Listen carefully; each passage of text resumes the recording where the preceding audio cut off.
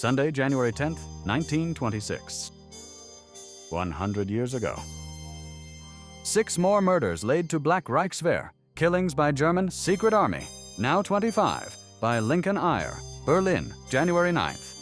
6 hitherto unrecorded murders, evidently committed by the sinister FIM, secret assassination machine of Germany's illegal military force called the Black Reichswehr, have been unearthed by the Berlin political police within the past 48 hours, with the total known FIM killings within the past 3 years thereby raised to 25. The German authorities are pursuing an unobtrusive but nonetheless strenuous nationwide inquiry into the obscure history of these ghastly crimes, for participation in which 36 ex-officers and soldiers now are under arrest, within a few yards of the spot at which the body of a murdered sergeant of the Black Reichswehr, named Legner, who disappeared in 1923, was exhumed in the Deuberitz forest, near the famous military training ground of that name. Detectives today dug up 4 more bodies as yet unidentified, but evidently those of victims of FIM vengeance. These men evidently had been slain about the same time as Legner, doubtless for alleged betrayal of their allegiance to the clandestine Black Reichswehr. Digging parties are still at work in the Deuberitz section, as well as in the townships of Glogau, Gorgast, Soldin, and Kleutz, where other murders are believed to have occurred. Meanwhile, the Berlin police are investigating the 6th of the newly revealed assassinations, which also took place in the vicinity of Deuberitz. The victim was a non-commissioned officer in the Black Reichswehr by the name of Schoebs. With a so-called labor company of about 70 men, Schoebs had been billeted on the estate of Baron Brito, an ex-imperial officer who commanded the illicit detachment. A fatal pistol accident made the local police aware of the company's existence, and it was ordered to disband immediately. Instead, on November 29, 1923, its members, who wore regular army uniforms and were hastily armed and equipped, were dispatched either for Berlin or Mecklenburg in small contingents.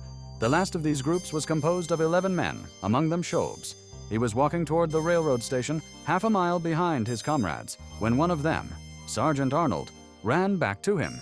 Then there was a shot, and Arnold rejoined the others with the remark, "A terrible thing has happened. Schoebs has been murdered," whereupon the 10 soldiers hurriedly entrained for Berlin. Subsequently, the body of the victim was found, and Arnold was arrested, as were several others of the company. All, however, were released by the local authorities, and Schoebs's death was officially set down as suicide. The Berlin police learned of the crime only a short time ago. In the trial of Robert Gruet-Leder, convicted in December of the murder of Heinrich Dammers, another member of the Black Reichswehr, in 1923, the accused asserted that leading men of the Völkische Party near Ludendorff encouraged the crime. The prosecuting attorney was asked to bring charges against the politicians named.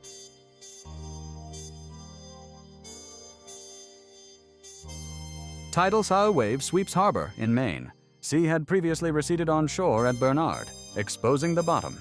Boats wrecked by inrush. 2 fishermen have narrow escape from ice, driven by force of water.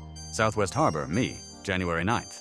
One of those strange tidal movements, unknown in Maine, occurred today in Bernard, a small settlement and post office in the southerly part of Mount Desert Island. The harbor consists of a small circular basin, connected with the sea by a narrow passage through which boats pass. At 12:30, the water suddenly began to drain out of the harbor, as by some powerful suction from the sea outside. Within 15 minutes, the basin had been drained back 425 feet, uncovering what was estimated to be 8 to 12 feet of water. Shortly, this was preceded by 2 distinct rumblings, which led the inhabitants to think an earthquake phenomenon was taking place. Immediately after the rumblings, the water began to rush out, leaving the boats, including 2 fishing boats, stranded on the bottom. The rapid outflow left the bottom of the basin exposed for nearly 15 minutes before the return flow began. When the first tidal wave came rushing back, the ice was thrown violently against the shore, smashing small boats and wrecking fishing gear. 2 fishermen, who were in one of the boats when the water receded, had a narrow escape from being crushed by the ice. The second wave came with still greater force, sweeping ice and debris high upon the shore and doing considerable damage. The phenomenon seemed to have been caused by some disturbance at sea, but the exact cause is unknown. Residents of Bernard felt none of the disturbance. 6 are dead here in wake of storm. Barge captain drowns in East River. 1 victim of fall and 4 of auto crash. 6 saved in gale at sea. Woman killed as barge sinks off Jersey coast. Heavy snow upstate 2 inches here. 6 persons met death in New York City. and nearby during snow and gales, which swept the east yesterday and last night. One man fell from a barge in the East River and was drowned. Another was killed when an automobile crashed into a telegraph pole. 4 were killed in an automobile accident in Westchester County. 6 men were saved in Massachusetts when their fishing craft was wrecked in a gale. 2 men were killed in Massachusetts in automobile accidents. A woman was killed when a barge sank off the Jersey coast. Snow fell in New York City and nearby and upstate yesterday, ranging from 2 inches here to nearly a foot in the Catskills. The barge captain who was drowned was John McCarthy, 45 years old, of Brooklyn. He fell from his craft last night while the barge was being towed through the East River. The automobile accident in Westchester occurred near White Plains. 4 persons were killed when a car skidded and struck a tree. The victims were all residents of New York City. Heavy snow fell throughout the state. Traffic was delayed in many places and trains were behind schedule. In Massachusetts, 6 fishermen were rescued after their boat was driven ashore by the gale. At sea off the Jersey coast, a barge carrying coal sank and a woman aboard was drowned. The storm extended along the entire Atlantic seaboard.